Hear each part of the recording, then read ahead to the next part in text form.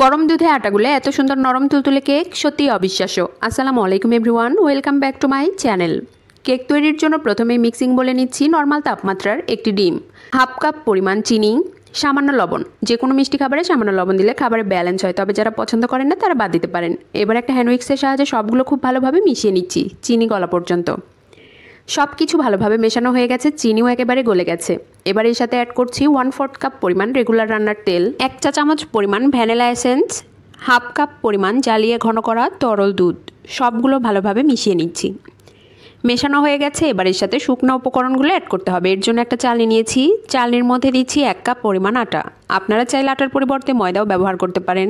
1 table চামচ পরিমাণ গুঁড়া দুধ, 1 টেবিল চামচ পরিমাণ বেকিং পাউডার। এখন সবগুলো ভালোভাবে চেলে নিচ্ছি। চেলে নেওয়া হয়ে গেছে, এবার একটা হ্যান্ড উইক্সের সাহায্যে সবগুলো ভালোভাবে মিশিয়ে নিচ্ছি। মেশানো হয়ে গেছে, মেশানোর পরে ব্যাটারের কনসিস্টেন্সি ঠিক কেমন হয়েছে আমি আপনাদের দেখিয়ে দিচ্ছি।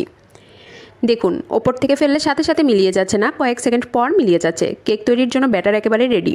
কেক সেট করার জন্য 5 ইঞ্চি রাউন্ড শেপের একটা মোল্ড আগে থেকে তেল ব্রাশ করে রেডি করে নিয়েছি। এবার মোল্ডে সম্পূর্ণ ব্যাটার ঢেলে দিচ্ছি।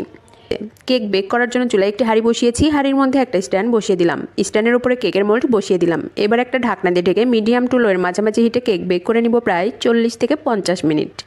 40 থেকে 50 মিনিট পর ঢাকনা সরিয়ে মাশাআল্লাহ দেখুন কেক কত সুন্দরভাবে বেক হয়েছে।